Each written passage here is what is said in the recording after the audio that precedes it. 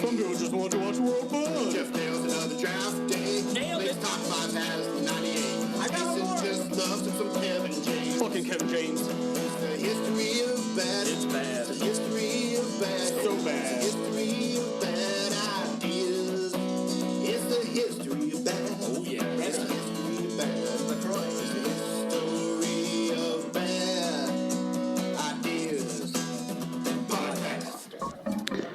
Please note that any comments, jokes, questions, maybe anything that we say on the history of bad ideas is all in good fun. And remember, we insult everybody. Our thoughts, opinions, questions, anything else, actions that we do on the show do not reflect any of our employers, organizations, advertisers, or anyone else that is associated with the history of bad ideas. And remember, at the end of the day, it's just a joke. Welcome to the History of Bad Ideas, episode number 354. I'm Jason. I'm Jeff. I'm Jim. I'm the intern.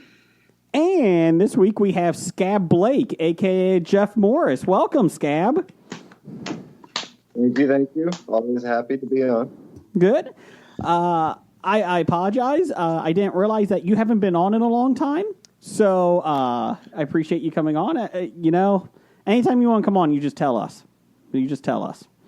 So thank you for showing up. Have I been on since this whole COVID thing started? Yeah, you've been on a couple times. I think 3 times. Yeah. At least once. No, he was on one time when I wasn't, and then he was on. I brought him back the following time because I wanted to see him. Because I heard his hats are very fancy. And they are very fancy. Look at that. So, but yeah, so Scab Jeff is here. Scab, tell us about your books. Since it's Halloween time, now's the perfect time to buy your books on Amazon. Why would it be perfect to buy a book, a historical book about, the true story of the Titanic? He just didn't write the Titanic. Let the man talk, Jeff. Exactly. This is the perfect time of year to buy the true story. Nobody knows that it was really zombies that sank the Titanic. So if you're wondering how that could possibly happen, I explain it all in the book. Okay. But I have other ghost books about Cincinnati, Chicago, Minneapolis, and Nashville as well, which give true ghost stories and how to visit the places and stuff like that. And it's not something that would be necessarily crowded. So perhaps good books to have to celebrate Halloween during the pandemic. And we will put a link on our Facebook page, History of Bad Ideas, for you, so people can buy them. Get the Hobie Bounce for you. Get the Hobie Bounce. Hobie Bump. Hobie Bump. I want to see the Hobie Bounce. That looks more impressive. Take it back. I just did a Hobie Not Bounce. impressive at all. That's not going to help you sell anything. I will say Somehow Jeff Morris just lost money. He owes Amazon money. Scab, I do have one place, an idea for your next book. It's the most haunted cave system in America, Mammoth Cave. I'm telling you. I haven't heard that. What are some of the ghost stories from Mammoth Cave? They had hospital down in the 1900s in the cave system that people died in. It's not for leprosy. I thought it was leprosy. It's always leprosy. But it's for not typhoid fever. Tuberculosis. Thank you. So they had people in the hospital. They actually made a hospital in the caves because they thought the cool air down there would help them. It did not. Spoilers. It does not. But I guess there's a lot of people back in the late 1800s, early 1900s that would go exploring, and they would go down there and never be found. Or there's a couple places. What?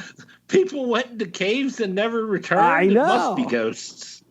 And then there's another one that's in the park. Right as you go in, there's a trail you can go down to this cave.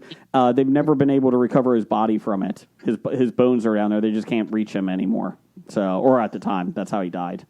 So he. And where are the ghost parts of these stories? I guess you just said people died there. Yeah, I so didn't hear a then they single- come back as ghosts. I don't know, Jeff, okay? That's why I got scammed to do this. I'm giving him an idea. That's a pretty easy book to write. So I should. I mean, you pretty much gave away the whole thing of the book. Fuck y'all. Screw y'all. I'm done. I'm out. You know, Brian, I thought we were different. I thought you would be different this week. Look, man, I've been gone for a couple weeks, so I've got a little bit. I gotta work out. So You gotta work it out. You know who is a ghost? Eddie Van Halen is. He passed away today. Too soon, man. Too soon? Nice Too soon. segue. Thank you. Let's do a breath of silence for Eddie Van Halen, one of the creators of Van Halen, the band. I might as well jump. So he died of throat cancer. I didn't even know that he had it. But yeah, 65 he's been years. like dealing with it for years. Has Yeah. he? Okay. Yeah, 65 years old. His son, Wolfgang, put a message out on social media today about it. So, Jeff, you're a music guy. Are you a big Van Halen fan? I'm a music guy. Well, you know more about music than me, so that's why you're a music That's guy. everybody in the country are Yes. music guys. Then. Yes, they do. I wasn't a huge Van Halen fan. I enjoyed some of their stuff, but I don't think I own a single Van Halen album. So Not even, what is it, 1984? Is that the one? I do not own 1984. If there's any I'd owned, it would have been like Van Halen 3. Okay. Because that's the one that Gary Sharon was on. From My Sharona? No. Oh. I- Sorry. Scab, are you a big Van Halen fan? I never was. Never. I couldn't name a single song of theirs that I would want to listen to at any point. Not even Jump? Wow. Jason, do you know any other songs by Van Halen other than Jump? Can't Drive 55. that's not by Van Halen. That was by Sammy Hagar. Last Train to Clarksville. That was the Beatles. Yellow Monkeys. Yellow Submarine. Just stop. I'm trying to think what go else. I was close, right? No. Nope. Look at it now. They have Panama, Running with the Devil, and Hot for Teacher. Okay. Hot for Teacher. Yeah. Hot for the teacher, yeah. You know I what? got it bad, got it bad, got it bad. You know what? Why Can't This Be Love? The ultimate 80s ballad. You know what? I was just going to say that I do have Van Halen songs on my iPhone, and one of them is "Why Can't This Be Love." So I was trying. I think I got two actually. So Jim, are you Right now, Yeah. Right now is a great video. Oh, that is. Let's see. We'll wrestle for food. Yep, I got "Why Can't This Be Love." Best. Yeah, that's my only Van Halen song. So, Jim, are you a big fan? No. Well, so much for this tribute to Eddie. Screw you, Brian. well, I am. Okay. Yes. Okay. What is your favorite songs from them? Top three. Well, I just named them right now. Mhm. Why Can't This Be Love? And probably Dance the Night Away. Is that them? Yeah. Oh, okay. Yeah, but you No, trust Jason, him. it's from the Beatles. Look at me, Okay. I'm being an asshole too. No, I really thought you were doing it just to be an asshole to me. I really did, Brian. No, I'm the only one that likes them, and you asked me, and I'm answering. Okay. You're a little feisty over there, Brian. Calm down, intern. Calm I down. told you. Calm down. I told you. I've been dealing with home repairs for 2 weeks now that still aren't done. So What home repairs are you getting done? Replacing doors and floors. Okay. So, Like hardwood floors or carpet? putting down vinyl plank flooring over. It was tile, so we're going from the front of the house to through the kitchen. So it's tile, carpet, tile is what we're covering, and that's pretty much all done. We just got to finish doing trim work. Gotcha. But the doors have been a royal pain in the ass. So because the previous owners of this house, instead of replacing the rotted wood from the other door frames, they just closed the doors in more and somehow put wood over the old door frames to make the doors smaller. So it's just been a nightmare. And today was the fourth door that I've purchased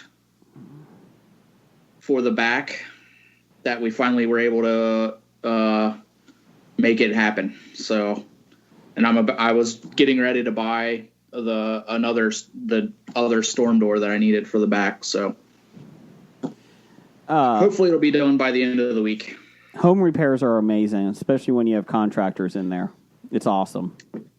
Well, I gotta say, my guy's like, I love the guy that's doing our work. So he's awesome. So it's just, It's not even that. Like, my brother-in-law did my basement, and my brother-in-law does a hell of a job when he finished basement, but it's still just chaos, and I don't do well without structure sometimes. Sometimes. Yeah. Thanks, Jeff. And so I agree. Like, it doesn't matter who it's just you're living in. Yeah, Yeah. Everything's out of place. And, yep. So, like I said, hopefully that'll be done. Hopefully Thursday is the plan as of right now. But are you throwing a big party after that? no. Oh, okay. Okay. Nope. Scab, I heard that you invited Jeff over for a game night, and I was not invited. I was very disappointed. I sent very many invitations to you, but you said no every single time. When? I said, years. did you want to come for game night? Did you want to come up? We're doing game night. Nope, nothing. And then he said, no, I'm not going to do that. There's a pandemic going on. That would be irresponsible. Did you guys cough in each other's faces? Not once. Oh, okay. No, they're not GOP. They're not idiots. You mean the red wedding? I would say down the hall, but that's 100% true. So, Jeff, Scab, you've gotten into tabletop gaming lately.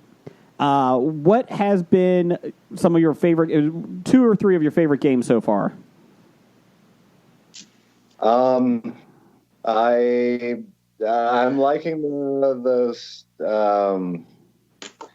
I just got Scythe. I really like Scythe. I really like Western Legends. It's a sandbox game where it's a Western game, and you get to pretty much decide what you want to be. If you want to be a marshal and like arrest people, or just be neutral and mine for gold in the gold mines, or be a bandit and rob the bank and rob other players and stuff like that. And it's really well done, and I do really enjoy that game. I just got an expansion for it. I haven't played the expansion yet.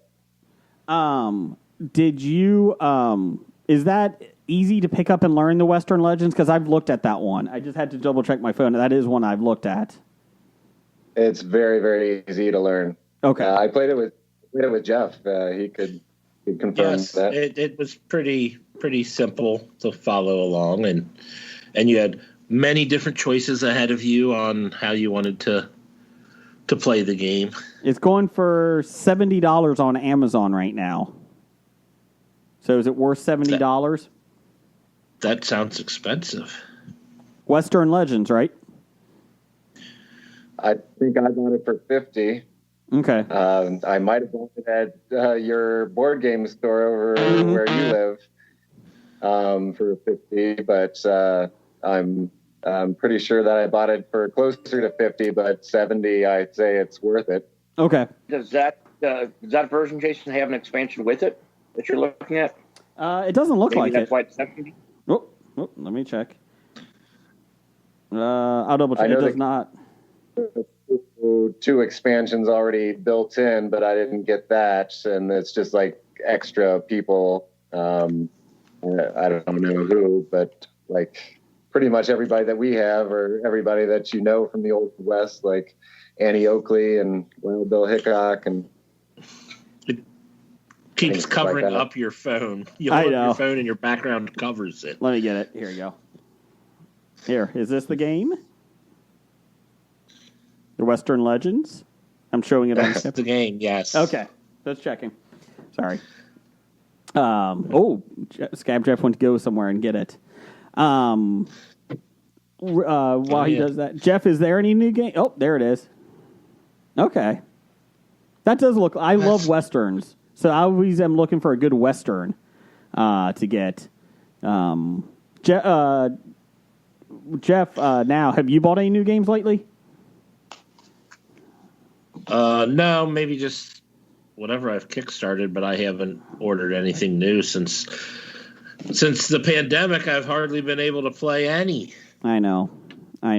We've actually even taken a back seat in our family, because we were big board game people, and we've taken a back seat in the last month or so. I think it's also been nice out too, so we've been outside a lot more. But I know as fall and winter starts, we're going to be upping it a lot. So Yeah. Well, what was that train robin game we played there on Saturday, Jeff? It was Colt Express. It was a programming game where you put down the cards to say what you're going to be doing the next turn, and people try to mess you up by putting their own program in the middle, which is a fun idea. I like the idea. I think Jason and his family would really like that one. is that the one that you actually have a train? Like you build a Yes. I looked at that one. That's another one I looked at. So that was another one that I thought about getting. I've gone back and forth on them, and then I decided to spend $120 on Dead Reckoning, the pirate game from AEG that did smash up, and I was like, I think I'm going to have to take a break on buying a game for a bit. Especially because you don't even get that one right away because that was a Kickstarter. So you got to wait for that one. Hold on, I think we got Blake in here. Hold on. Let's see if we can get Blake. Blake? Nope. Blake's calling. Hold on. Let me see. Hey, what's up? Hey, there's Howdy, Blake. Hi, Blake. Blake, are you driving? Yes, But I hear traffic. Well, I am driving, and I have nothing else to do, so I figured I'd call in and listen to you jokers talk for a while. sounds good. Although the scary man in the hat and the beard in the lower left-hand corner is looking pretty scary. I don't know. I may have to turn my video off. You probably shouldn't be watching the video while you're driving. That's why I have 2 eyes. Are you a chameleon? Or are you in Pan's Labyrinth? Is that what are you doing over there? I don't know. I was figuring I'd just call in and see if this would work or not. Hey, it does. Let's see here. Jim, Jim, since I'll go to you since Jeff's not the music guy. Jim, you're the sports guy. Do you want to have a breath of silence for baseball great? Yes, we definitely should have a breath of silence for Bob Gibson. Bob Gibson. I missed him. Oh, you missed Bob Gibson dying? Yeah. Yeah, he died a couple days ago. It hasn't been a good week. And if we didn't do it, then your brother, Doug, would be really upset with you. Yes. Well, you never know. Jason might hate Bob Gibson like he hates Rod Carew. Oh, that fucking Rod Carew. That fucking baseball card. Oh, my God. He's a Hall of Famer, you know. So what? But he converted, so. Did anybody watch South Park: the pandemic special? Yes, I did. No. Jim and Jeff look like the only one. Jeff, do you agree with me that the part with Randy was getting old, but the school stuff was funny, right? For the most part. I mean, yeah, it was... Yeah. I was expecting a little bit more. I was hoping for a little bit more, I should say. That's what she said. Jim, what are your thoughts? I thought the stuff with Randy kind of it drove the plot. It was necessary, but it might have gotten a little over the top. But a lot of stuff that Randy Marsh does is completely ridiculous. That's funny. Blake, I love that you called in. We can hear your car. There you go. When you want to talk, Blake, just unmute. Like this? Yes, thank you. All right. No, I haven't seen the South Park episode, but I heard about it. Okay. Jim, you've watched The Simpsons a lot, and you've watched South Park a lot. Do you feel like South Park is still funny, or is it going kind of like The Simpsons, that it's still enjoyable, but it's getting tougher to watch?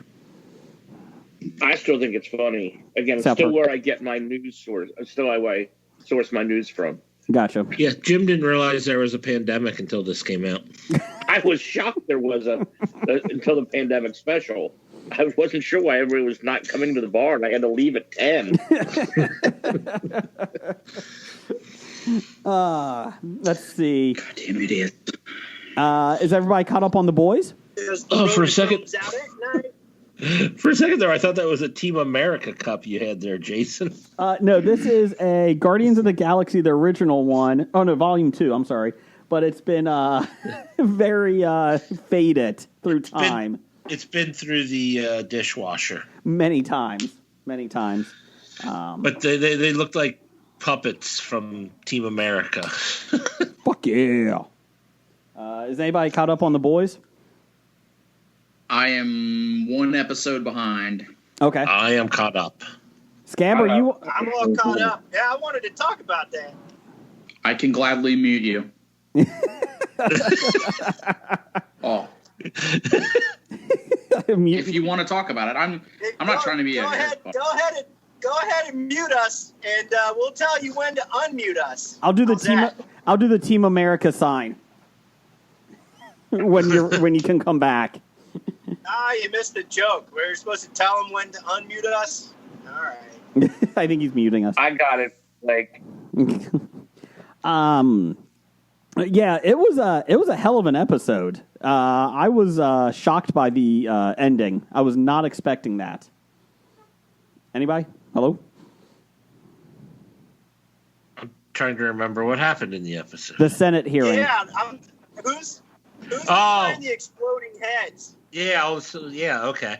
Who do we think it is? I mean, if you've read the graphic novel before, you probably have an inside lane for that information, but not having read that stuff or familiar with it, but just enjoying the TV show episode to episode, I don't understand the whole point of bringing the butcher's dad back for a talk. It seemed kind of pointless. Other than, yeah, he's a bastard, he made me a bastard. I don't understand that. What's the whole point of that? I'm sure that is not the end of that. I think they'll probably that will come back for some reason, but I just don't know what. Or maybe it's because they just wanted to give John Noble some acting gigs. I saw you. We had to do another John Noble sighting. John Noble news. I didn't recognize John Noble because he wasn't speaking American. I did not. I'm like, what the hell is this? Come on, John. I remember you from Fringe. If he started tearing into chicken and grapes like he did in Lord of the Rings, he'd probably recognize it. No. Scab, this is your first time on. Have you enjoyed The Boys season 2? I have. I think I enjoyed the first season more, but I do enjoy the second season.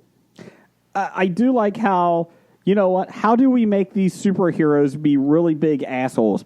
It's always Nazis. Let's make them Nazis. Which, well, it's so easy to write these days. well, I kept thinking the first season, and again, I have no inside knowledge at all because I didn't read many of the comic books, just a couple. I kept looking at Homelander in the first season and going, he is the prototypical Adolf Hitler German Nazi. Blonde hair, blue eyes, patriotic. But I never thought they would actually put it into Nazis and everything else. Jim, what were you going to say? I wasn't going to say anything. Oh, okay. I'm sorry. No, I was just listening. So, who do you know any guesses on who is blowing up everybody's heads, shooting them? I don't. I didn't read the graphic novel, so Yeah, obviously someone has the power to blow up heads. It's not Lamplighter. No. Well, here's what's interesting. Homelander and Stormfront, and I forget who the third one was. Queen Maeve. I think they're standing there, but I mean they're kind of like looking around, a little dumbfounded.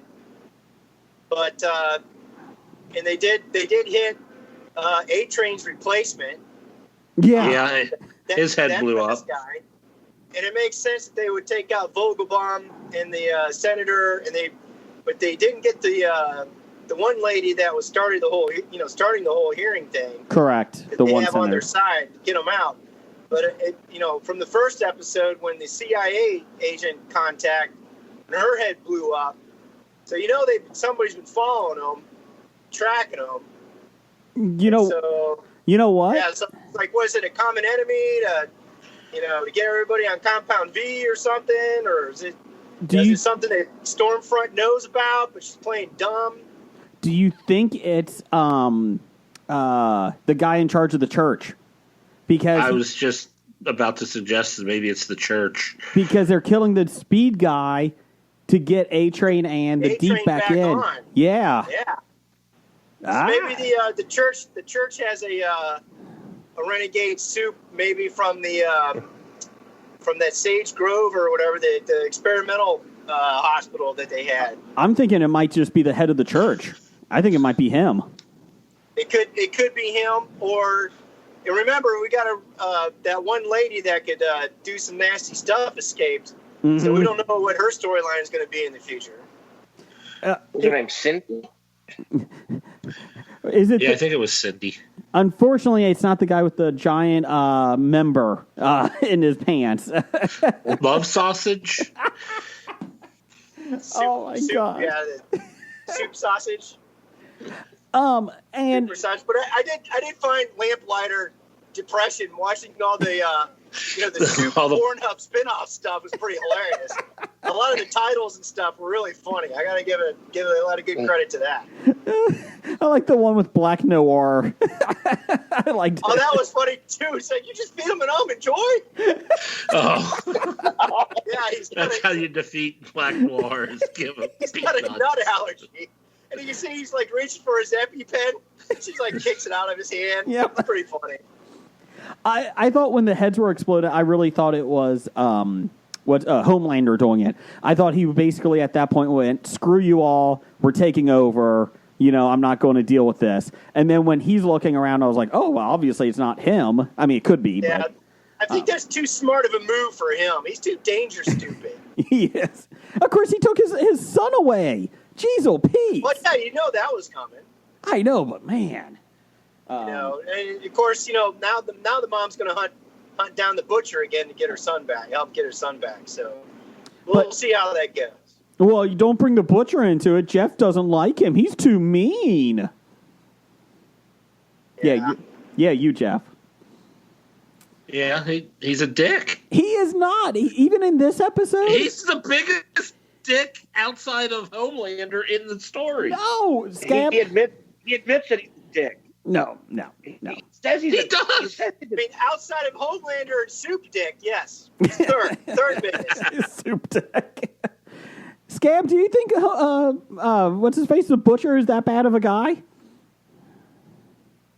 I don't. I think he's like got the soft inside. Like I don't remember what happened recently with the main guy whose girlfriend got freaking smashed by Huey. a Yeah. But Huey. But there was a scene with them where he comes back and he like saves him or something when he didn't need to, and we were led to believe up to that point that he wouldn't.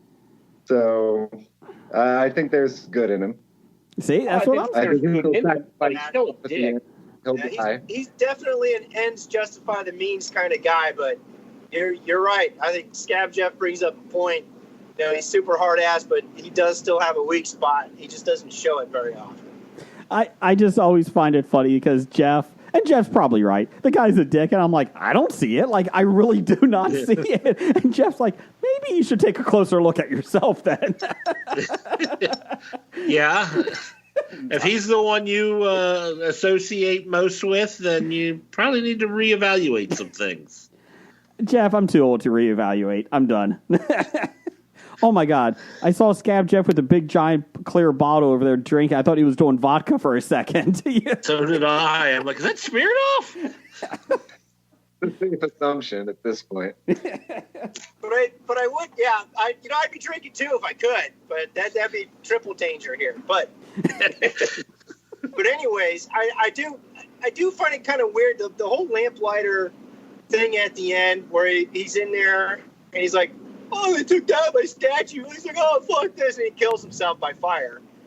Do you? That whole Yeah, I'm like, that he's didn't not make a even lot of immune sense. to it. I love it that the people aren't immune to their own powers. Yeah, it did make a lot of sense. However, it did lead to the funny part where Hugh had to cut his hand off, run around with his hand to get around the headquarters. Is that a Pretty hand? funny. Is that a hand? Yeah.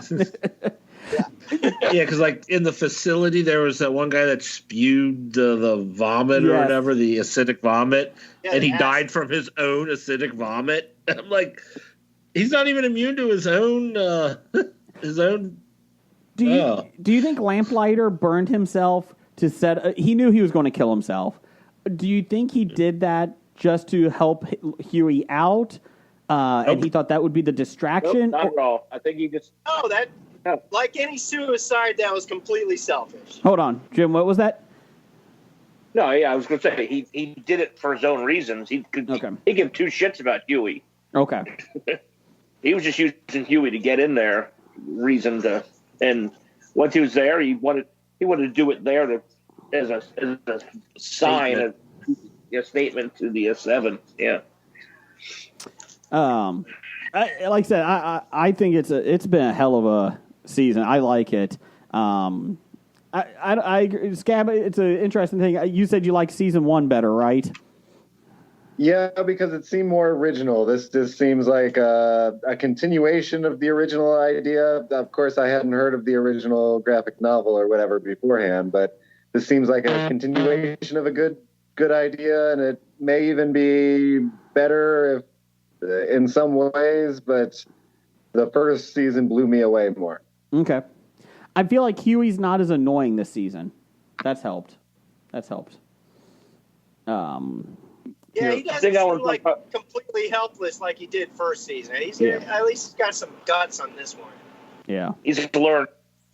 But I want to bring up the opening scene of this episode was actually pretty chilling. Just showing the guy getting inundated with all the news and talk about. Oh yeah. I think that was probably my favorite part of the entire episode. Yeah, and it just goes to show you that words over and over again do factor into what somebody can become. I agree. I think Jim makes a good point. It's very effective on how somebody can be influenced by social media inundation to the point where they believe something completely irrational. And he did. And you saw it coming when he thought he saw his eyes glaze over, and you see his obsession with Stormlander and all that kind of stuff. And you're like, yeah, it's kind of a little social statement there. And portrayed beautifully by Charlie Kuntz. Yeah. Yeah, I was like, as soon as I saw him, like, I know that guy. It's like, what do I know that guy from? Community? A lot of stuff, yeah. Here, let me bring Brian back. Let me make her sign. Brian. Real quick, we won't go too much into it. Hey, Brian, welcome back. Oh, hey guys. Real quick, Brian and Blake, I know you're the ones that watch it with me, and we only take a minute or so. Did you guys watch The Walking Dead? Yeah. Okay, Jeff, you can go away. I'll show you the signal. I haven't. No, I'm not worried about spoilers. So I'm not worried about spoilers either. I saw it. I looked at it. It's on my DVR, and you know what? I just don't care. I don't care. Too much time's gone by. It's probably the fact that it's been so long, but I really enjoyed this. I really enjoyed it.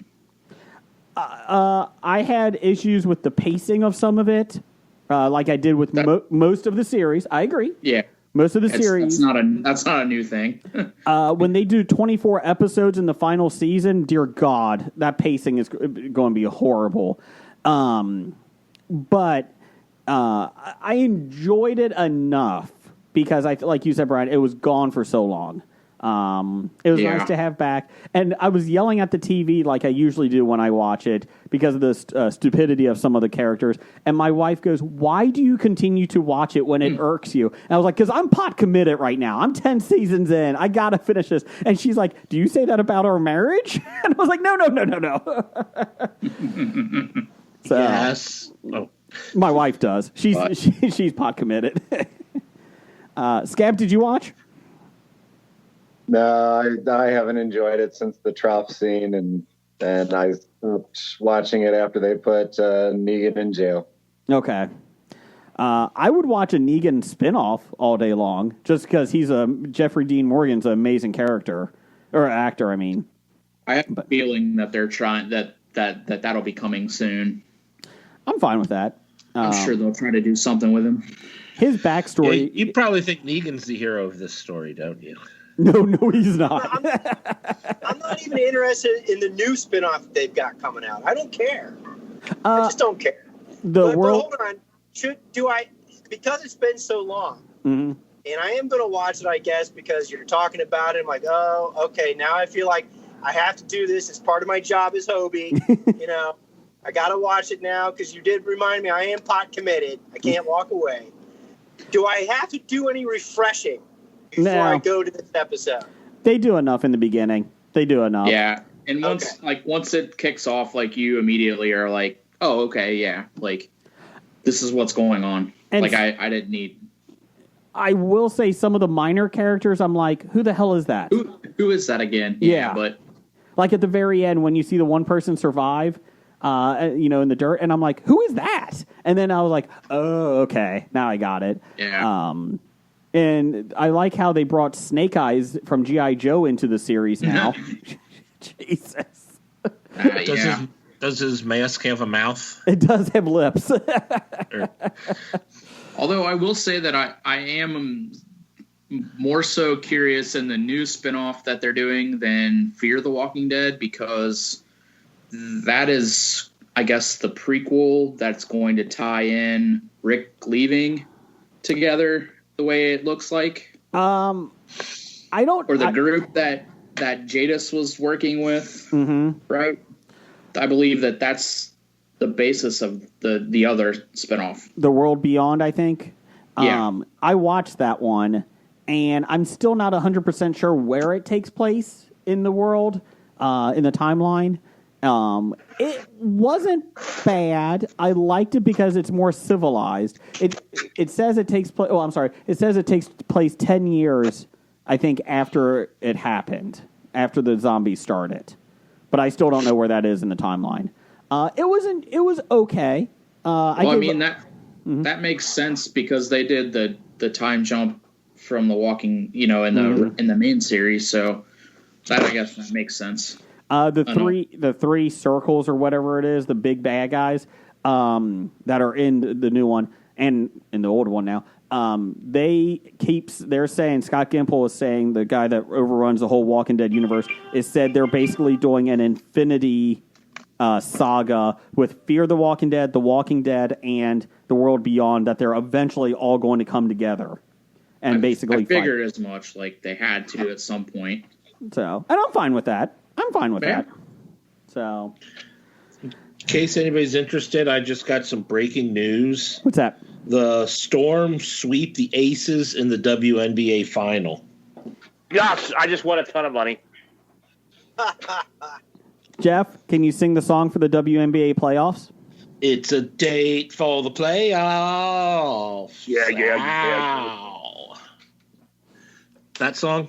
If you like cheeseburger, Oh, if you like your burgers with cheese. there you go. Then you'll like victory. Then you'll like my Phoenix Mercury.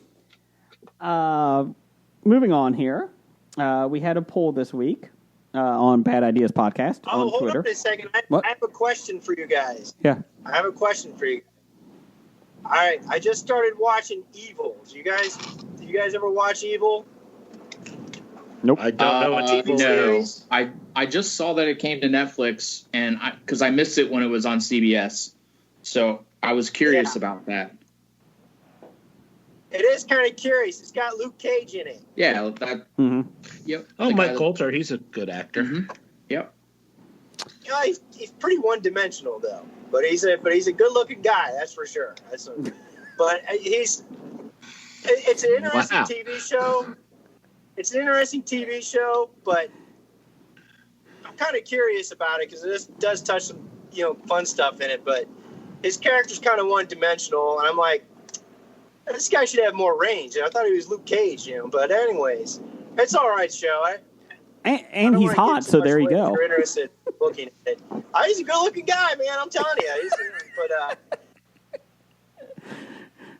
But that's it. I mean, other than that, that's about it. Who's Luke Cage? Is that the guy from Mortal Kombat? No, that's Johnny Cage. Okay. Luke Cage was from the Netflix show Luke Cage. Oh, okay. I remember that. Bigger question here, Blake. Who's cuter, Luke Cage or Michael Stipe? Which one? Which one's cuter? Oh, yeah, the no contest. Better question. That wasn't an answer. You gave no answer. Yep. Better question, Blake. Did you start looking at Luke Cage porn on YouPorn now? I'm a little worried, like in The Boys. I was joking about it because one of the themes in Evil is that they tease him with the relationship with the main female protagonist who's married. Okay. And she's like a kind of like a loose former Catholic, and so one of the whole themes in this is temptation, sins of the flesh a little bit. It's got it's got the crazy guy from Lost in it, and he's like an unnatural demon entity. So you're kind of led to believe that he's kind of like a demon, more or less, in a human form, because early in the series he says that's one of his that's one of his appearances, that's one of his entities or whatever when he's talking to her. And so he plays up an awful lot on the sexual tension and the attraction between the main female protagonist and Luke Cage. So that's why I was joking about that kind of deal, because they play on that on almost every episode. So you're like, okay, man, I guess it's going to happen sometime. But the other thing about that is what's annoying about the show. It is kind of cool. I like the cool concepts of the Catholic Church and demonology and all that fun stuff, exorcisms, et cetera, and stuff. But typical TV shows, typical network TV shows, you got to get real fast. You got to get one-dimensional. You got to get the character in, and then this real shallow development, but go with it. Which is kind of like I was joking with his one-dimension acting, the Luke Cage character in this Evil. But, ultimately what it comes down to, yes, I know. You're tying it all together. I love it. Anyways, they all sit there and they're all talking about well, I'm a non-believer and I don't believe in this stuff. But almost every episode, something supernatural happens. They're kind of like, that was supernatural. And then the next episode, I don't believe in this stuff and blah, blah, blah, blah. Okay, well, that was kind of supernatural. Yeah, but anyways, but now they're trying to start to build on an actual storyline. So, all right, Did I'm it done. did it All get right, a second season? I'm going on mute. Did it get a second season? Blake, the time we want Blake to talk, he goes on mute. No, I'm still on the first season. No, I'm saying, did it get renewed for a second season? I don't know. But if you go to IMDb, I think it's 2019 dash. So I'm going to work in the assumption that maybe it is. If I weren't driving, I'd probably try and look it up. I'll look it up. I'll do my job. Speaking of shows that didn't always get extra seasons, we have Joss Whedon as our topic of the poll of the week on Twitter at Bad Ideas Podcast. This is in honor of Scab Jeff's girlfriend, because she's a huge Buffy lover. What is your favorite Joss Whedon television series? We did not put Dollhouse on here. I apologize. We had Buffy the Vampire Slayer, Firefly, Agents of S.H.I.E.L.D., and Angel. Angel got the lowest percentage I think I've seen in any poll we've ever done. 2%. It came in at 2%. What's that? How many total votes were there? 50. There's 50 votes. So that was one vote for it. Yes. I apologize. We usually go a little bit longer. We usually go like 3 days worth of poll. We only had a day and a half on this one. I apologize. So let's see. And winning 42% to 28% of the other two, because there was a two-way tie. Winning was Agents of S.H.I.E.L.D. with 42%, compared to Firefly and Buffy both getting 28%. I am shocked by that. I think your poll was trolled. You think? I don't know. Jeff, I don't know anybody else that watched Agents of S.H.I.E.L.D. all the way to the end other than, like, myself. Doug. And I wouldn't have voted for that. Number one fan Doug did. He was with you. He was trolling. I don't know if he voted for it. I would have voted for Firefly. So I did vote for Firefly. I was actually surprised because I kept hearing Angel was better than Buffy in the later seasons. Like Angel really picked up speed. I don't know. I say that out loud because Jen listens to the show. So okay, but that could be a true statement that Angel might be better than Buffy. But I couldn't say that. That's not something that I would ever say. But I'll say it. I think Buffy's overrated. I'll say it for you, Jeff. I know you've been saying it off the air, Scab, that Buffy's overrated. It's true. It's true. I do think Buffy was better than Firefly, though. Not because if they both stopped at the first season, then Firefly would have been a lot better. But with Firefly stopping where it did, there didn't seem to be as much depth to the universe as there was with the whole Buffy Angel thing. So I would vote. Yeah. And their conclusion, they only had like a 2-hour movie to kind of give an ending to it. Fucking. But Fox. it was enough to intrigue me that I just want to know more. Stupid Fox. Where with Buffy, I didn't need to watch any more after the first episode.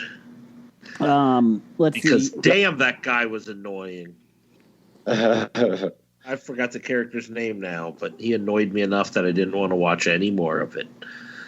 Let's see. Since Blake's driving, Brian, would you like to do the news of the geek? Or I'm sorry, what are we doing? Listener feedback. I am not taking any of Jeff's things away from him. Stop trying to give away his job. I'm news of the geek. Well, whatever. You can't read anyway. I can't. Before we do that, Evil is coming back for a second season, and it's just they're expecting to greenlight production for the new season any day now. Okay. So they're not recording in California. They are shooting in New York. So, all right. Let's do some listener feedback sponsored by whatever gas station Blake stops at and gets hot dogs from. Oh. All right. Hot I dog actually gas. got a pumpkin spice latte from Starbucks. I feel ashamed and dirty. Do they sell gas there? Oh yeah, I got some high octane while there too. All right. All right. First off, from that one guy, I think his name's Doug. Number one fan. 8 pans. 7. Dad. Yep. Doug says there are reports that sexy cop costumes are out for Halloween this year, and sexy mail carrier costumes are in. What other everyday occupation uniform should be in this year for Halloween? The sexy version of the uniform, I Yes. assume. Yes, sexy. I'm going for Jim and Brian. I'm going sexy bartenders. It's not so much a costume, it's just us in real life, though. It is. Yeah. I've seen you guys in many crop tops before, and it is fucking sexy behind that bar. It is hot. Is there such thing as a sexy claims adjuster? No. No. No. Scab, you got something? I think that the sexy grocery store bagger would be the best. Oh. Very Like, topical. you go to the grocery store aisle and there's no bagger, it sucks. But if you have a bagger, it's great. And imagine if that bagger was sexy. Oh, that's a good I one. thought you were going to say sexy bag lady. And the grocery store bagger is essential. So Yeah. Okay, I like Sexy, that one. sexy panhandler? Hey, sexy librarian. You can never go wrong with that. One of the bigger costume companies did say they will not be doing sexy coronavirus themed costumes this year. Thank God. I'm like, who's gonna have sexy corona virus? Like, what the fuck is wrong with you? well, shouldn't like every costume come with a mask? So They should. Isn't that coronavirus themed if you're wearing a mask with your sexy costume? That's true. So I'm going to go the opposite, and I'm going to say it should just be nurses and doctors. Just wear their scrubs. I will say nurse scrubs are pretty damn sexy. I will not doubt that one a bit. They are. Even before this. So, did Dr. Dana, your wife, Brian, did she treat our president? Can she talk about that? She cannot. All I can tell you is that he is still somewhat alive. Okay. Based on the difficulty of his breathing walking up those stairs yesterday. He says he feels better than he did 20 years ago. Yes, and that's because he's an idiot and he doesn't understand how drugs work. Like medicinal drugs, not drugs. Hey, I feel great. I don't need to be in the hospital anymore. Hey, I like that. Anyway, What's down the next? hall. From Brian Hour. Oh my God, it was pronounced correctly. Yes. There has been a game of Dungeons and Dragons that has been ongoing for 38 years now. Jason and the intern, can you give them the secret to a quicker game? Brian, go ahead, field this one. So what you need to do, immediately go to the dungeon and find the dragons, and then you're done. You can't get lost in the woods, can't get lost in the forest, you just find the dungeons, find the dragons, and then it's over. What do you do with the dragons? That's between you and the dragon. Yeah. If it's consensual, it doesn't matter. I'm having a strange feeling of deja vu. Have we talked about this before? We talked about this last week, but the intern wasn't here, so Jason wanted to bring that back. Yeah. What else we got? Right. Mike, I think our game's been going on for 38 years, and we've only advanced to level 2. But what about your game with Nikki from New Zealand? Well, those are just one-shot games. Oh, okay. But All right. if I were to go back to when I was in high school and grabbed a character sheet from when I was back there, and I played another game with that same character, would that count as a 20-year game? I think it's got to be the same game. That would be 26-year game. That would be a 26-year character, but the game wasn't. He wasn't in the game. The game wasn't continually going. So, no sleeping, no eating, or So it's essentially like the Jack Bauer of Dungeons and Dragons.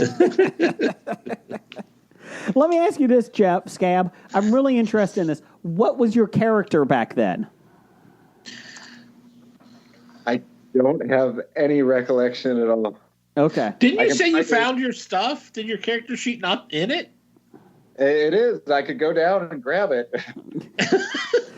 Next time you're on, I want you to bring that on. I want to see what your character was from D&D. Turns out it was a wagon salesman named Lee Iacocca. Hey, don't be taking mine. Don't be taking mine. Lee Iacocca has beaten that game many times, and he can get you a good deal with financing. I'm just saying.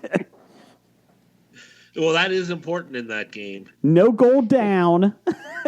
Just you don't have to throw your wife to him. Okay. What else we got, Brian? You don't have to what your wife to him? Damn it, I was trying to You get past expected that one to get by? Jeff, stop drinking every time I misspeak. Stop it. You're talking about you're getting a car and your wife has to go do things?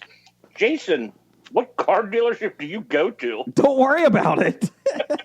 We got a really good deal on the minivan. Mars Shot Buick. Oh. Oh. All right. Welcome to Scab. From Randall McDaniel.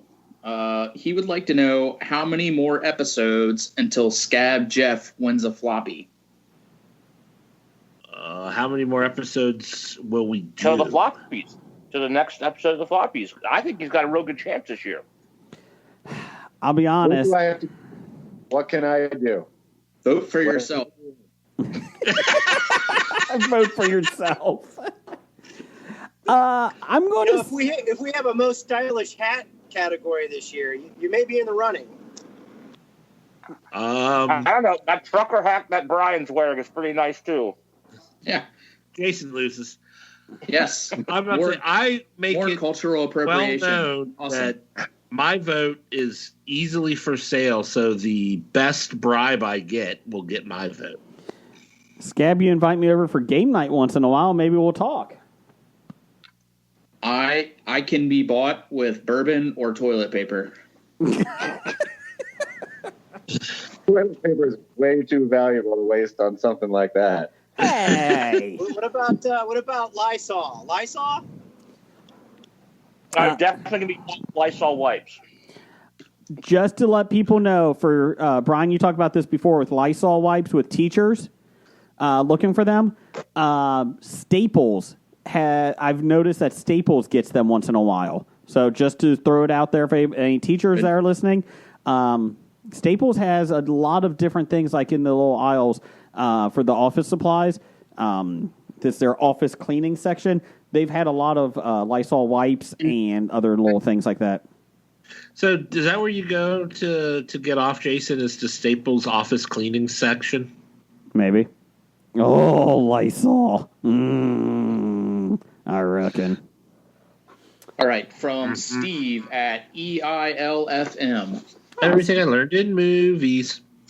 Steve would like to know how much wood could a woodchuck chuck if a woodchuck could unionize?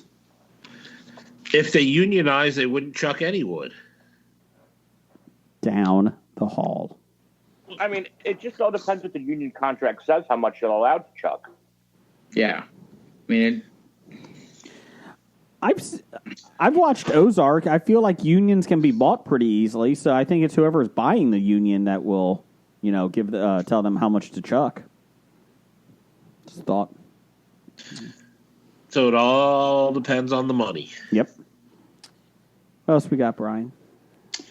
all right, wrapping this up from Professor Number 1 and Dr. Number 1. When is Scab Jeff's next book being released? And will he hire Jason as a voice actor if it becomes a book on tape? I would love to have Jason as the voice actor. I would just make all kinds of different accents and stuff. That would be fantastic. In fact, you can do the audiobook for my zombie book if you'd like. Done. Let's do it.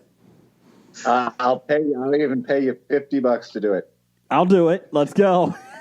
Let's do it. That requires Jason to read more than 2 sentences, though. It may not be accurate.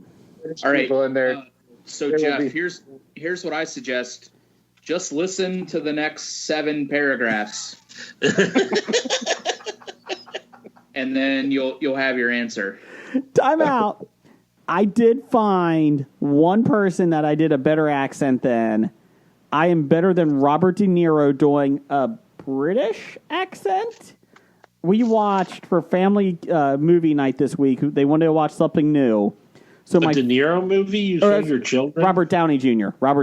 I'm sorry. We watched Goodfellas.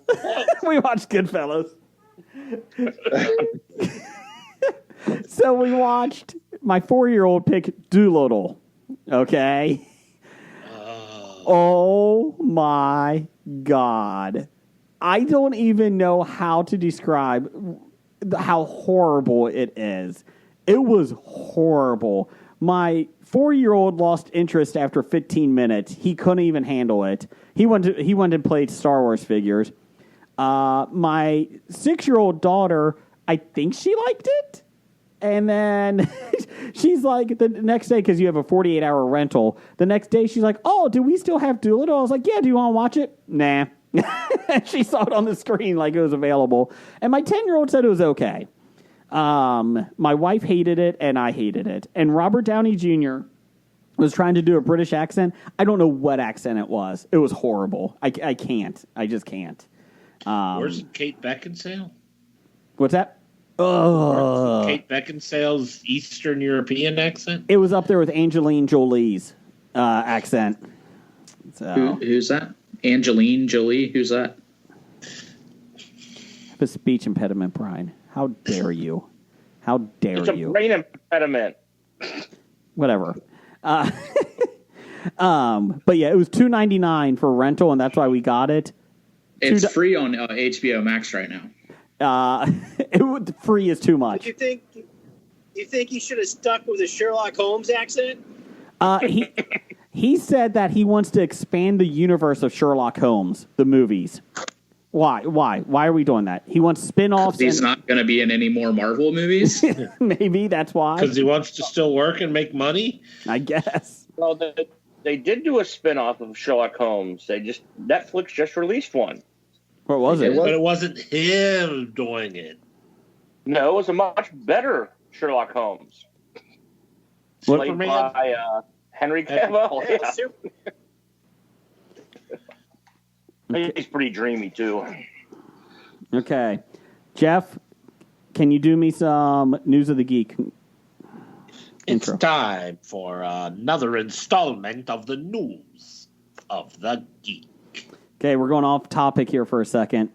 From the LA Times, it was in the early days of COVID-19 pandemic when a group of dancers from the East Hollywood hipster strip club, Jumbo's Clown Room, realized nobody was coming to save them.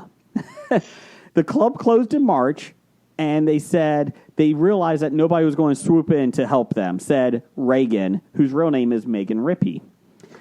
In early May, one Jumbo's dancer named Gabrielle reached out to a few of her coworkers to create a virtual strip show.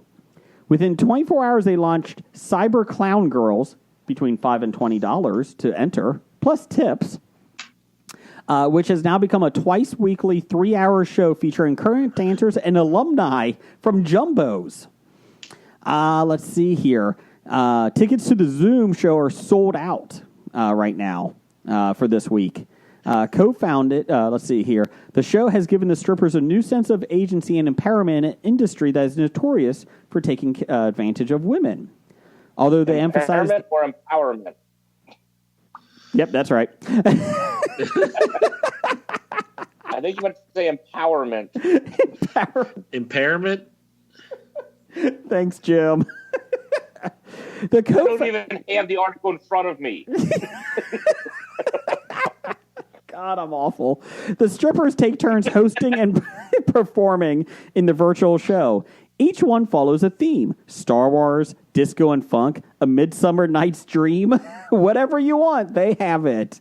Features a different lineup of dancers who perform 2 short pieces in their homes. Let's see. Some dancers use portable poles. Others make creative use of bathtubs, windowsills, cars, or apartment corners.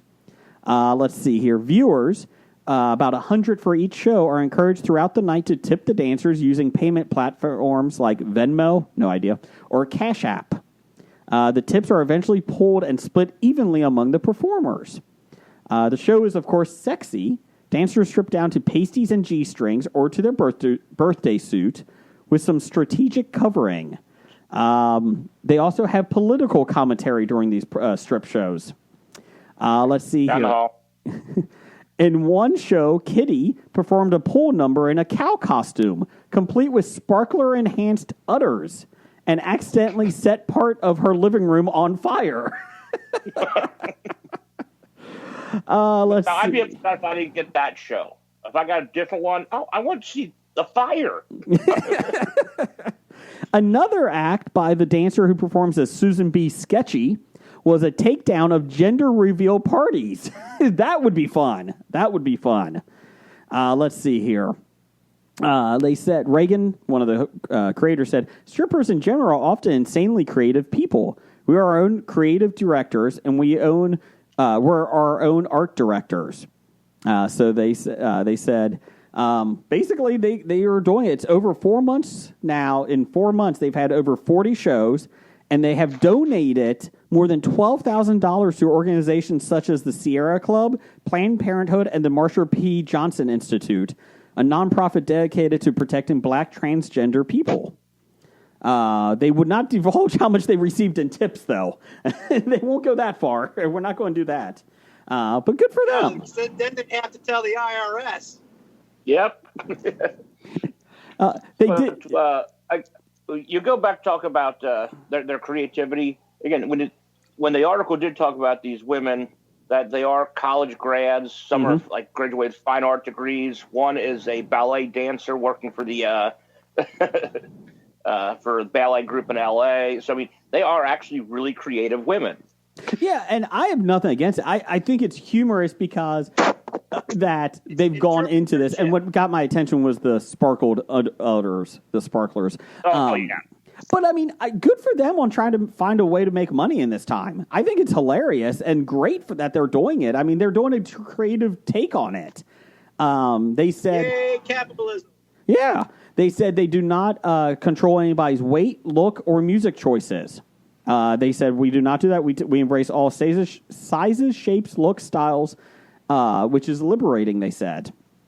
So, Cyber Clown Girls is part of a wave of inclusive stripper-run virtual shows, including a native-owned strip and variety show, Cyber Sinferno. Yeah, so they said that this Coco Ono, which is the site that's running it all, basically, has started taking to more of them. They said they also are making a lot more money because they don't have to tip security guards or bartenders. So the dancers are making a lot more money. So there you go. So and Coco's or was it Jumbo's Clown? That is a dancer owned strip bar. So that they actually pay themselves. It's that they work for themselves. Mm-hmm. Unlike some of the place where you have to deal with all the asshole guys who make you do the couch, the dancing couch and all that shit. Yeah. Yeah. So there you go. There's your new thing. So I think it's great. So good for them. So if you want to take a look at them, like I said, We will not be posting that on our Facebook page, that site, but just to let you know. It is Cyber Clown Girl Show. So there you go. And go ahead, Jason. What's that, Jim? I said, go ahead and support these women rather than going on to the OnlyFans, like the OnlyFans page, and support these like Hollywood actresses like Angelina Jolie and who else? There's one on there that already make millions of dollars. So support the ones who aren't making that much money. Bella Thorne is the other one. Yeah, whore. Let's see here. There's switching gears here. More bad news for theaters thanks to COVID. Thanks, COVID. As Cineworld announced, one of UK's biggest theater chains and owner of the US chain Regal Cinemas has announced plans to close its venues in both countries. This comes news immediately after the news that No Time to Die, the new James Bond film, has been pushed from November to April. Remember when they said they weren't going to move it? Yeah, they did. According to Variety, the company's theaters in the UK, Ireland, and the US will close, and it would affect over 28,000 people, workers in America, and 5,500 in the UK. So there you go. Reopening date has not been set, but it's likely these theaters will remain closed until next year, which is not good news for December releases of Wonder Woman 1984. And I would say Dune, but Dune got moved back now, so that's been delayed. So there you go. It looks like not everybody wanted to just keep going seeing Tenet and the New Mutants. So, Jeffrey, they did say, what is our local theater, Jeff, that you go to? Cinemark? Yes. They said they will not be closing. So I don't know what they're going to show. I guess Tenet for the next 16 weeks, but they're not closing. So. Hey, why not? What's They're that? going to show Bray or Henchman or The Bra Let's go or back Honest to the old Steve. days when the movie would be out for a year. Yeah. How about they show some live strip club shows? You know, come on. Going to, this time of year.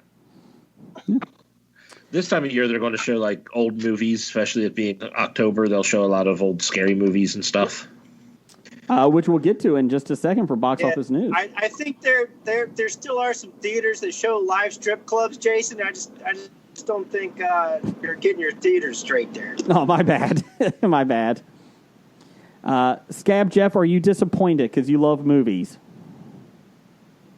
It's making Oscar season a little less interesting. What do you think they're going to do with Oscars? Use private booths. So is it going to be between Trolls World Tour and Tenet for the Best Picture? Becky. Kevin James is getting that Oscar. New Mutant's going to win it all. I think that winning Best Actor. Bad Boys for Life. I think that might be up for Best Film this year. I mean, seriously, do you think, Scab, do you think they're going to just postpone it? I can't see them not, because nothing's coming out. Are they talking about Oscar caliber films coming out in the next couple months? New Mutants, that came out. But yeah, the Christopher Nolan films, they usually get some Oscar buzz, but that's like the only film that's really come out since the whole thing. And usually it's like late December when the big ones come out, but I haven't even heard of the holiday releases. So I'm not really hearing anything. So I know that they originally talked about pushing it back a few months, or did I hear that wrong? No, they did, but at this point, I don't think you can. I don't think anything else is still coming out. I mean, you vote for what came out, so there have been some movies released. Well, they don't do re-releases. You know, how about this? You know what? They just give every movie that came out an Oscar, call it a day, and then start fresh next year. Just do that. No, this could be real good because we can get Sonic the Hedgehog winning all the technical Oscars for how great they made Hedgehog look. Yeah. Cats will probably win for costume design, I'm sure. That was last year. Last year. Oh, yeah. See, I don't even know what... I mean, it's been so... It all blurs. Doolittle can win some awards. Oh, fuck that. Robert Downey Jr. Yep. Brian, does Yeah. Eel win for live action short? If it gets released by the end of this year, maybe, but it's looking like it's going to be in film festivals for 2021. Okay. I'll say it right now, just give the Oscar to Jason C. Brown. Just give it to Jason C. Brown. Be done with it. Let's go. Let's see here. Quickies. Comedian Rick Moranis was punched in New York City by an unknown assailant while walking at 7:30 a.m. No arrests have been made as of now. I don't know if anything's been arrested, but it's on video. He's literally walking down the street and somebody just comes up and punches him. And Yeah, he just keeps walking. they're passing each other walking down the street, and the guy they get close, and the guy just turns around and just wails on him, and then keeps on walking. Do you think this was random, or do you think he recognized him and hated him for his work in like Ghostbusters, Little Shop of Horrors? Maybe Ghostbusters he thinks 2. he was going to shrink him. He was worried about being shrunk. Ghostbusters 2 was on today, and I think I probably would have to punch somebody for that movie, too. You know what's super weird is that I was reading the story about Rick Moranis getting punched as his return to TV and Ryan Reynolds Mint Mobile commercial was playing in the background. Like, I haven't seen this much about Rick Moranis since I was 10. The nice thing is the guy that did punch him did have a I Love New York hoodie on, so that was nice. It's like that signifies New York for you. And I don't even know what to make of this. Jamie Foxx has signed on to play Electro again in Spider-Man 3 with Tom Holland. I don't even know what to say anymore. Sure, why not? I'm hoping it's a small bit where he's like in prison and they go talk to him about something, and that's it. They said that they're in talks with Maguire and Garfield to reprise their roles because the rumor is that WandaVision and Doctor Strange is WandaVision, the TV show, and Doctor Strange Into the Multiverse. What is that one? Into the Multiverse, I think? Multiverse of Madness. Yeah. They said those two are the ones that are going to jumpstart all these little side things for it, and that's going to come into play in future films. So they said that's part of the reason why Electro, as Jamie Foxx, could be back. So there you go. Can I jump back to the previous story real quick? Yeah, about Moranis. Yeah. So are you implying by your statement that everyone who loves New York hates Rick Moranis? Yes. Because it made sense that he was wearing a I Love New York hoodie. I was at least trying to imply that it was the people in New York are willing to just punch people walking down the street for no apparent reason. Not necessarily because it was Rick Moranis, just because it's another human being. So But we can't badmouth New Yorkers. We're going to lose that listener. There's listeners. New York's great. New York, people love us in New York. I think it's great. I heart New York. That's right. Yeah, just leave fucking excuse me, sorry. Jason. Oh, take a drink. Yeah, go ahead. There you go. Your one chance, Jason. Take a drink. Leave Rick Moranis alone, New York. Assholes. We have the best fans in New York. New York is the best. Hobie's the best. Anyways, that's all I have. We were going to do plot lines, but that's not happening now. We're running late. I have one quickie that just came across today. Mm-hmm. Netflix announced today that they are canceling Glow ahead of season 4 after they gave the green light. They started shooting and they paid everybody. Today they were like, yeah, no, we're canceling it. So everyone's been paid, huh? Yeah. But they never finished shooting it? They started it, but they hadn't finished it, yeah. Because of COVID, I'm assuming? Yes. It's like if you've paid everybody, just finish it. Just wait a year, wait 6 months, a year, finish it. We watched first season and liked it, but we never got back to the second season, second or third. I mean, it's right up my alley as a wrestling fan. Mm-hmm. Plus, another thing that really irritates me is a very good friend of mine was scheduled to be in season 4. And can no longer be in season 4. Do you know John Morrison's wife? Not personally, but virtually I do. Okay, because she was supposed to be in it too. Yes, Tara. along with another one of my very good friends that I do know. Would it be a Nemeth? It would be. Ah, you know this guy, but you don't put him on the show, you bastard. Anyways, he has only been on 3 podcasts ever. Really? He is not a podcast fan. Did you tell him that we're really big fans of Dolph? That's probably one of the reasons why he won't come on. So, because if you follow him on the social medias, he has been stalked by people for like 2-3 years now, trying to get information about his brother through him. Oh god! Like it's insane, man. Just like those things he releases, the conversation he releases that people DM him and stuff. Yeah, they're actually pretty fun. It's hilarious, but conversation it's one way. Yeah, he never accepts the request or responds to them, but he periodically he'll screenshot all of the messages that he gets sent and post them, and it's funny, but it's also very troubling. I will work on him again and see if I can get him on.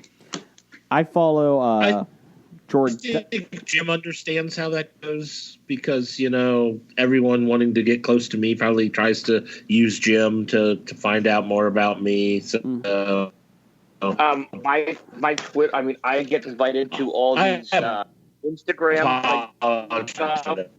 I'm just assuming that they're just trying to get a hold of Jeff.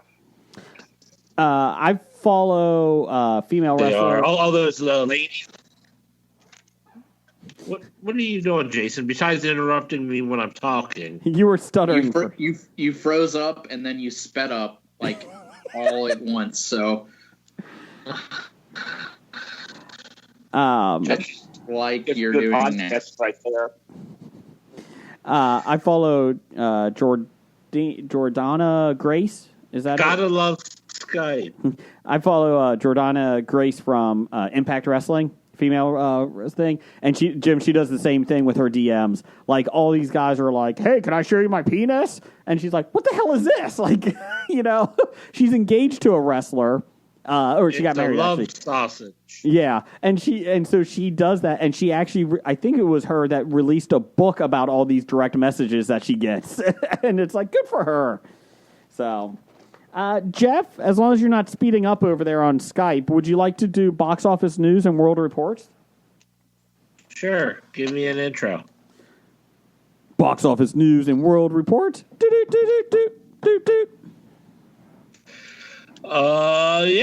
week of September 25th, or weekend of September 25th to September 27th of 2020, the number one movie at the box office again, Tenet, made $2.7 million, a total of $45.1 million on a $200 million budget. It's $300 million worldwide. All right, so see, it made plenty of money. Yep, just not $1 billion. Number 2 this week in the American box office, Hocus upon re-release made $1.9 million in its opening weekend. I never got the. I know a lot of people who love it, like, oh, we have to watch it. This is such a great. I never got into that movie. I saw it. I watched it again to see if it's any better, and it's not good. Mm-mm. No, it's not a good movie, but it's a family-friendly Halloween movie. That's it. That's something that you have to see as a kid and have good memories about and rewatch it again. You're right. When you watch it as an adult, you have any connections to it, you're like, ooh, this is bad. Mm-hmm. Yeah. I'm with you, Jim. I don't get the in Babysitting. I like Adventures in Babysitting. Well, my wife does. That's what I'm saying. If you watched it as a child and had good memories of it, but if you watch it today, it's not a good movie. Scab, your thoughts on Hocus Pocus? I don't remember it well enough. It's been a while since I've seen it. I suspect there are many zombies, though. No.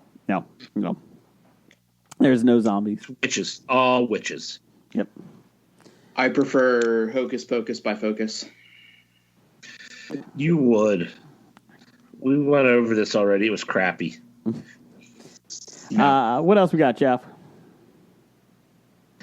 Making another $1 million at the box office. New Mutants comes in at number 3, total of $21 million on its $100 million budget. Okay. Unhinged made $870,000, a total of $18.5 million on a $33 million budget. And rounding out the top 5, Infidel made $455,000, a total of $3.5 million on an unknown budget. I feel like Unhinged is just going to be in theaters until they make their money back. They are never leaving that theater. They are just going to keep it going. Why would they? Another few weeks, and they'll probably get there. So. Yeah. Probably about 15 more weeks. 16.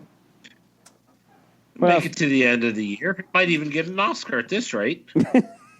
At this rate, Scab Jeff is getting an Oscar, okay? That's all I'm saying. He's going to get an Oscar before he gets a floppy. That's it. You know, I'm going to have to yell at somebody who did this outline because you had me read the wrong weekend. Mm-hmm. Yes.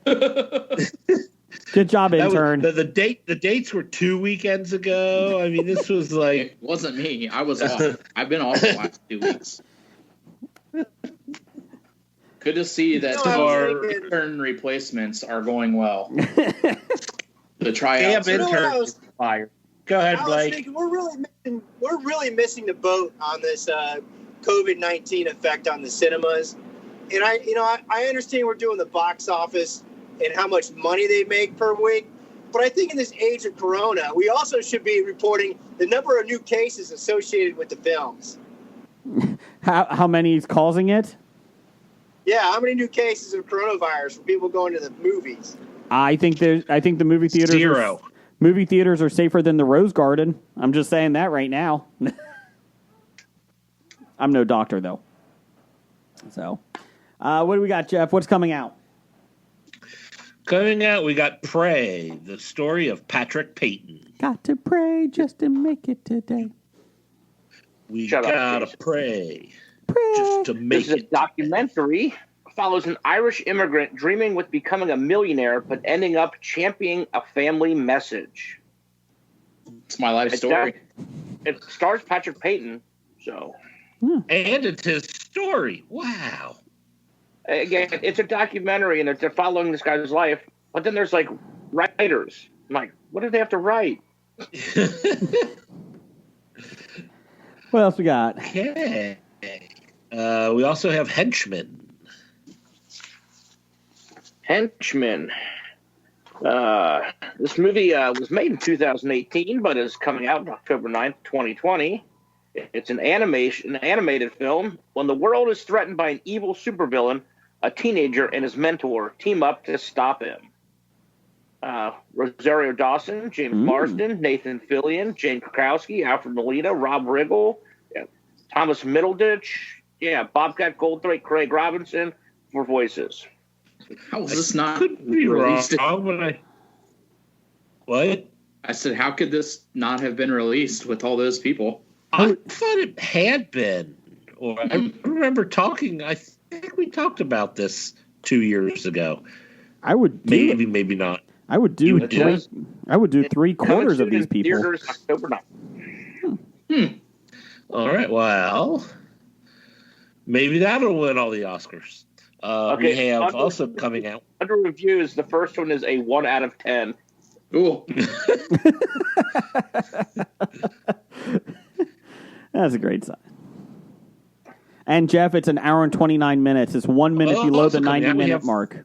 Oh, it's going to be terrible. If they can't make it 90 minutes, then the movie, that means they ran out of stuff. Although it is animated. Wasn't True. non-animated part of the rule? True, but I'm not holding out hope on this one. I mean, I'm sorry, I said animated. I mean cartoon. Yes, cartoon.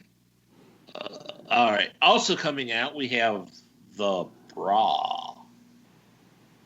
The Bra. Another film made in 2018, coming out this year. To escape from his lonely existence, Nurlan embarks on the most adventurous journey of his life to find the owner of this perky piece of blue underwear.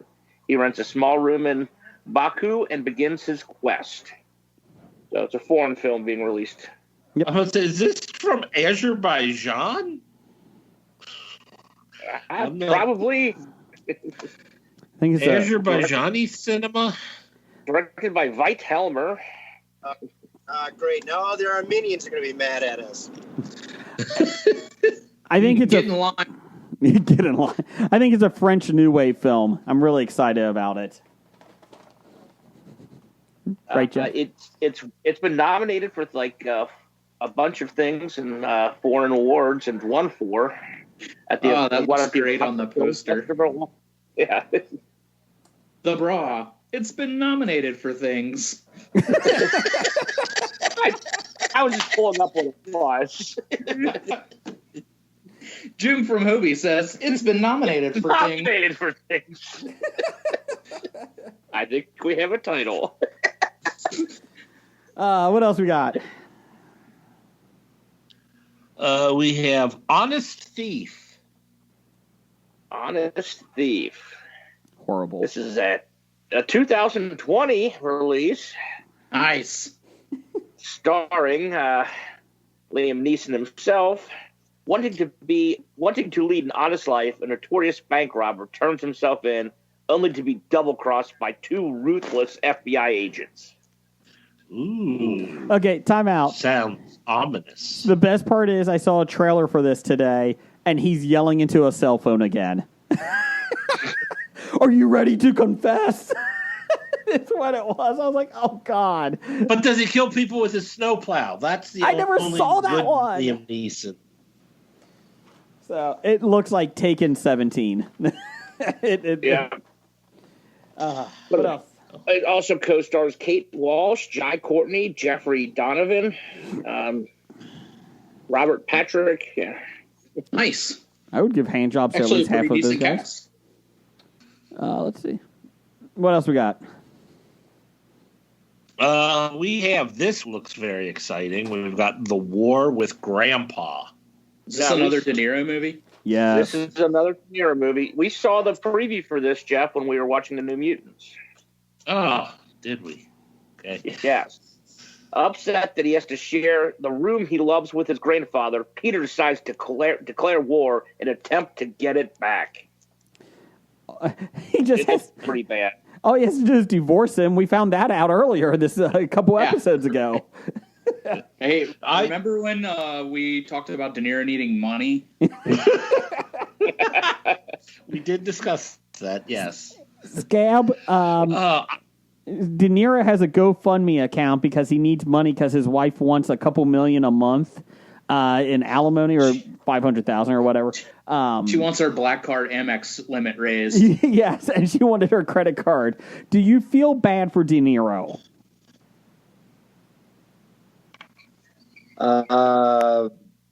No.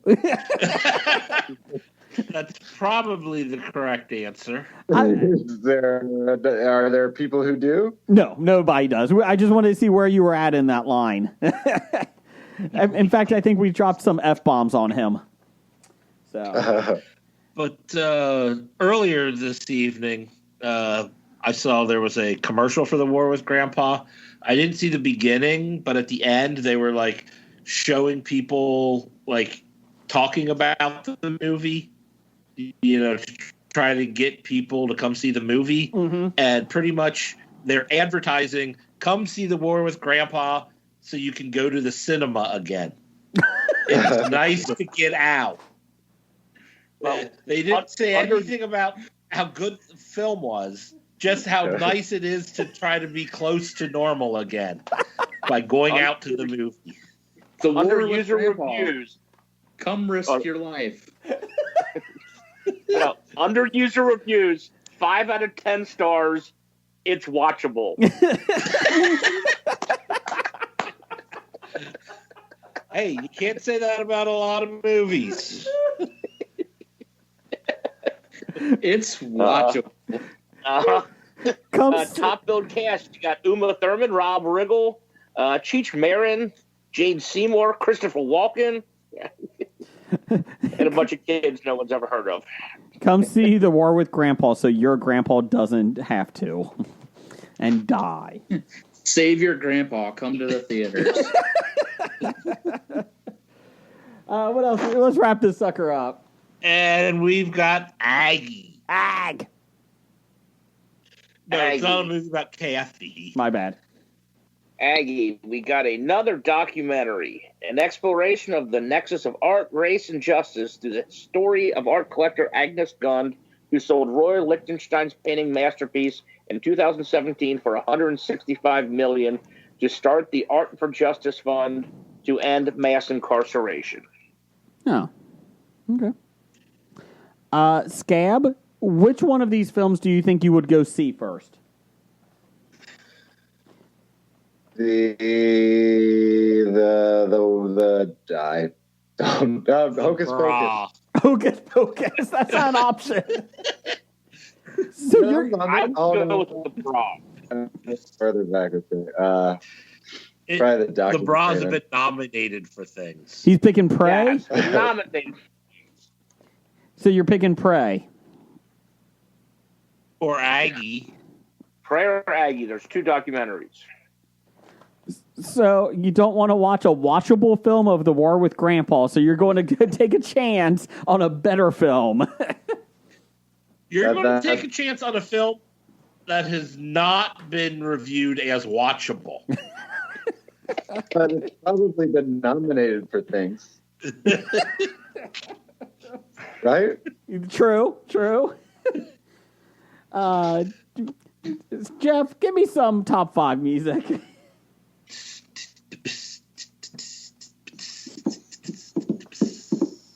Top 5. This is courtesy of Scab Jeff. He picked this category. So, top 5 this week.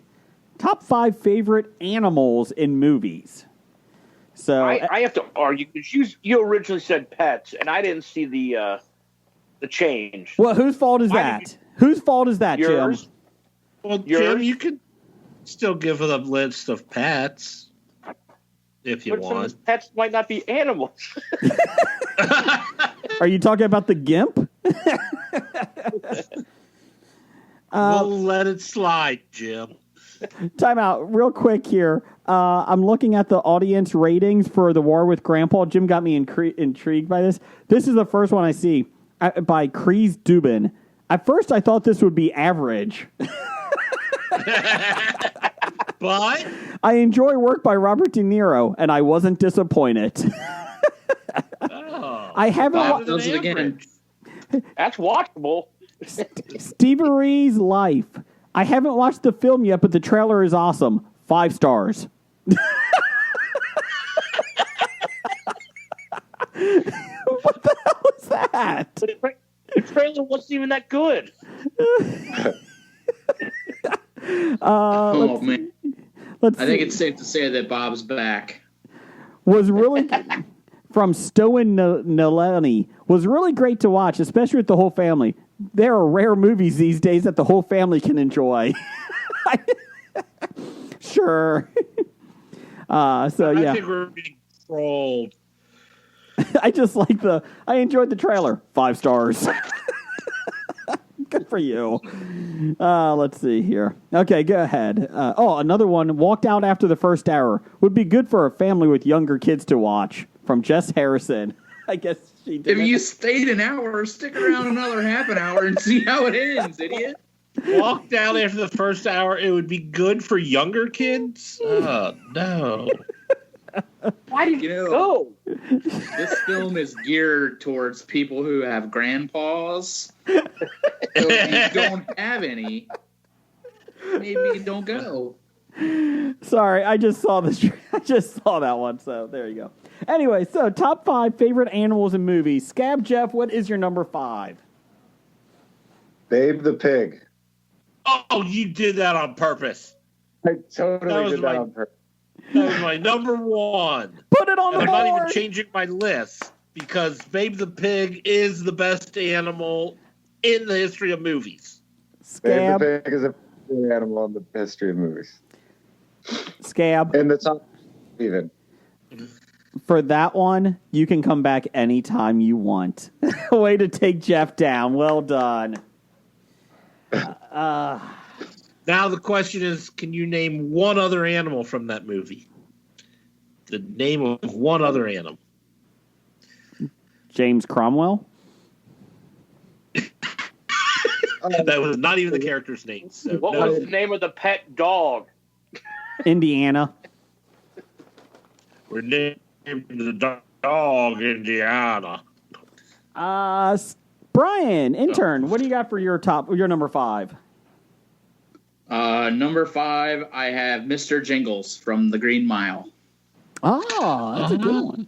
That's a good one. That is a very good one. The mouse. Let's see. Jim, what do you got for number 5? My number 5, I hobied this. Okay. I'm going to go with Petisa. Does anybody know who that is? No. It's the actual name of the rancor monster in Jabba's palace. Very nice. Very And nice. Did not know it had a name. Yes, and I hobied that with Salacious Crumb.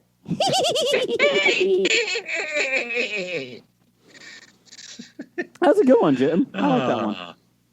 I'll go next. My number 5 is Pongo from 101 Dalmatians.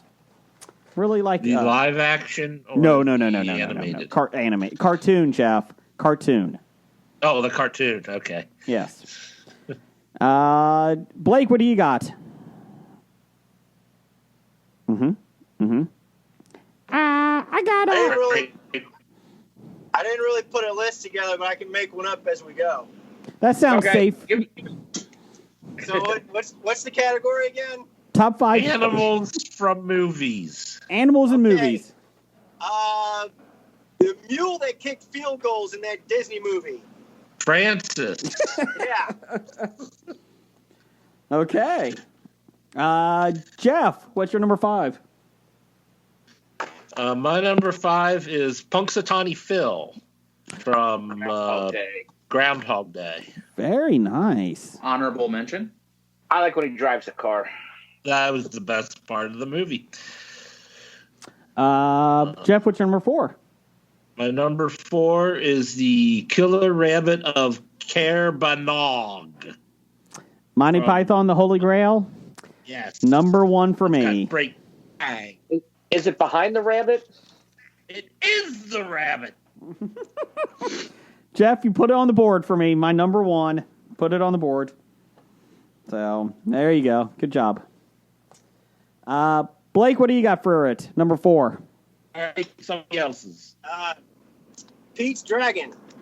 Oh, fuck that movie. Oh. Fuck that movie. No, the original, not the remake that you had to watch. The remake is better than the original. The original is horrible. What?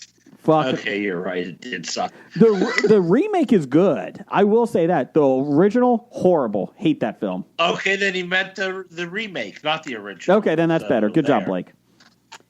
Brian, what's your number 4? You're number 4, Jason. No. My number 4 would be Joe the Lion, voiced by Sylvester Stallone in Zookeeper.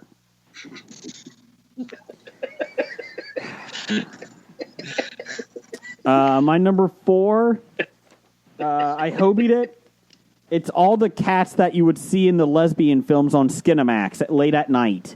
Because anytime there was a lesbian sexy movie on, there was always cats walking in the background in the house.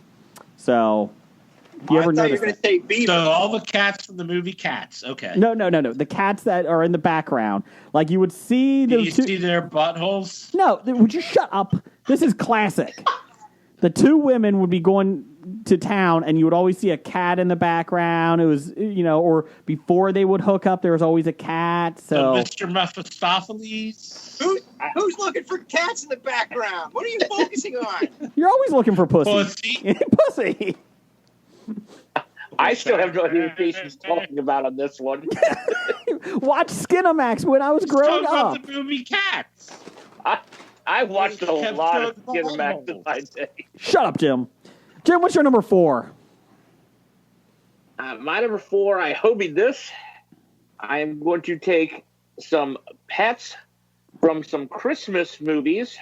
I'll go Max from The Grinch, or from the cartoon version, That's and a then good one. Zero from A Nightmare Before Christmas. Max? Zero. Yeah, I can see that. I like the Max one. That was a good one, Jim. Scab, what do you got? Or Scab Jeff, what do you got for number 4?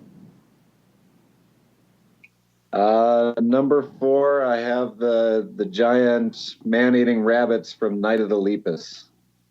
Have you ever seen it? It's like a Night of the Living Dead thing where everybody gets locked in this house and there's these giant rabbits that are going across the countryside and destroying houses and stuff. Nope. Fascinating movie. Okay. Well It's worth the terrible horror movie. So yes. What's your number 3? That really hot rabbit, the sexy rabbit from Space Jam. Lola. Lola rabbit, Lola yeah. Bunny, I think her name is. Lola Bunny. Yep. Please never mention Space Jam again. Jim, what's your number 3? I Hobie this one. I have Jack the Monkey from Pirates of the Caribbean and the Smoking Monkey from The Hangover 2. Okay. Brian, what's your number 3?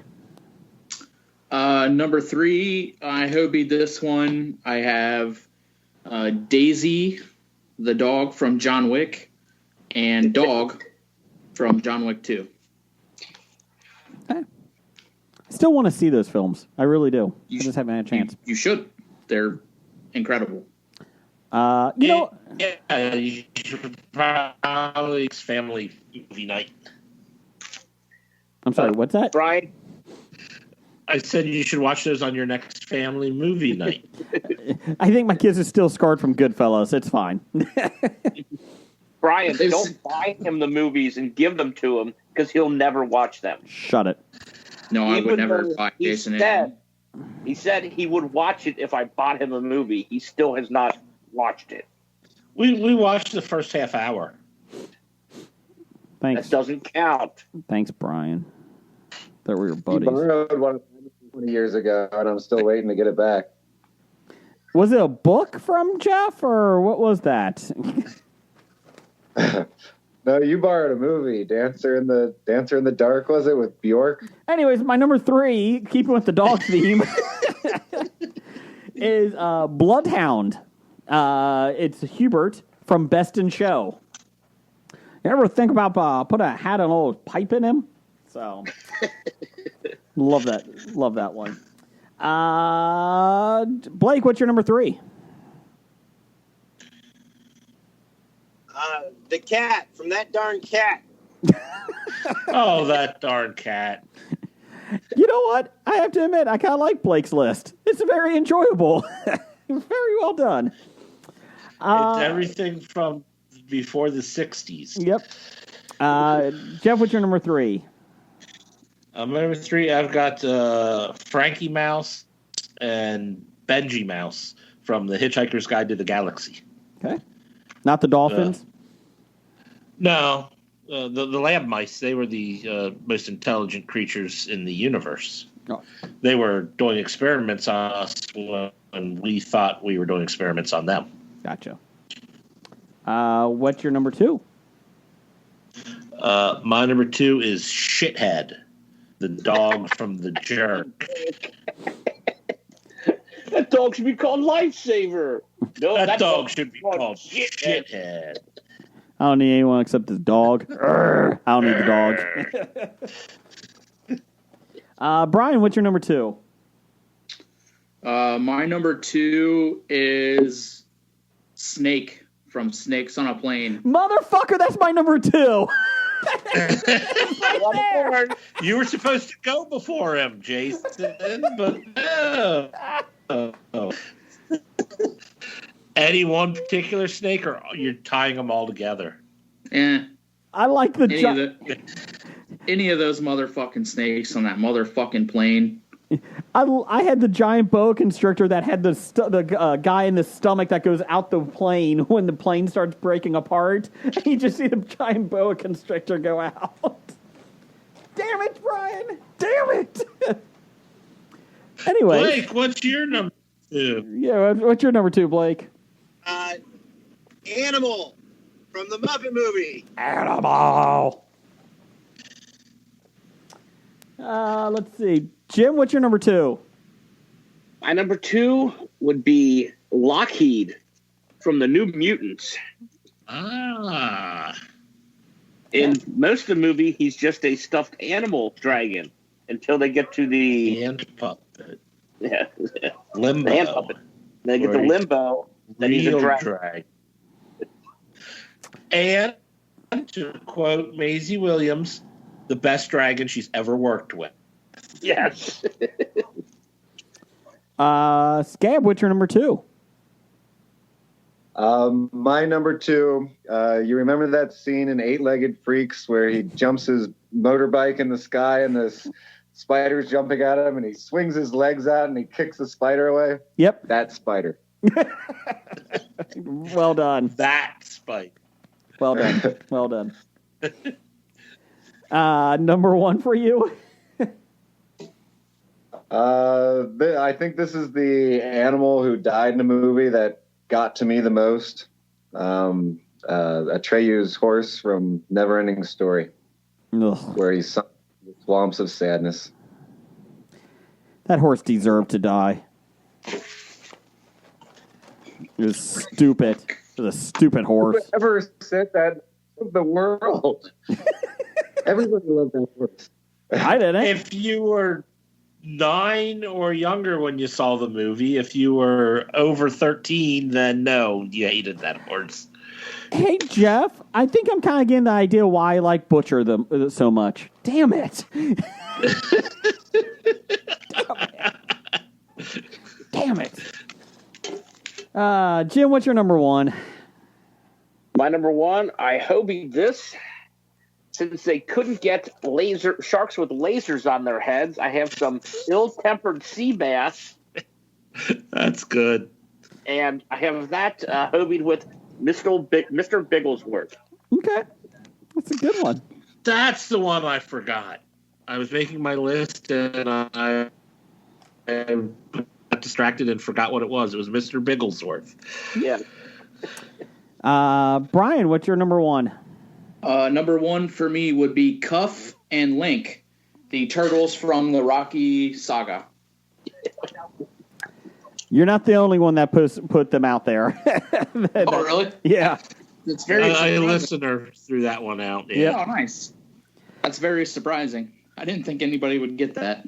And I did like. They didn't put the names. They just said the turtles. Yeah, okay. I was advised that you those. supplied the names, so you're a better fan than he was. I was advised that the turtles were still alive, though, too.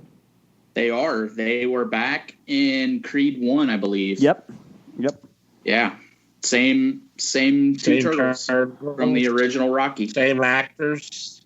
The original actors. They didn't replace them. I don't know. My number 1 was the rabbit from Monty Python. Blake, what's your number 1? Big Baloo from the Jungle Book.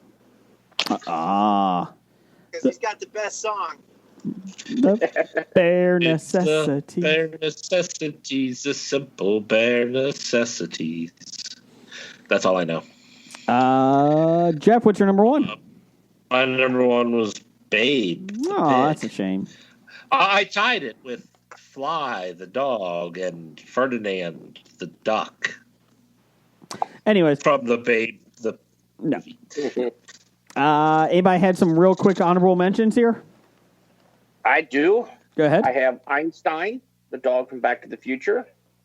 Baxter from Anchorman. Oh, Baxter. He ate a Forgot whole about deal of cheese. Then Bill the Pony from Lord of the Rings. Yeah, I had Puffy from There's Something About Mary.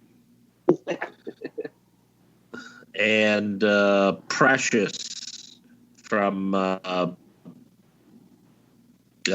Silence. Put the dog in the basket. Put the fucking dog in the basket.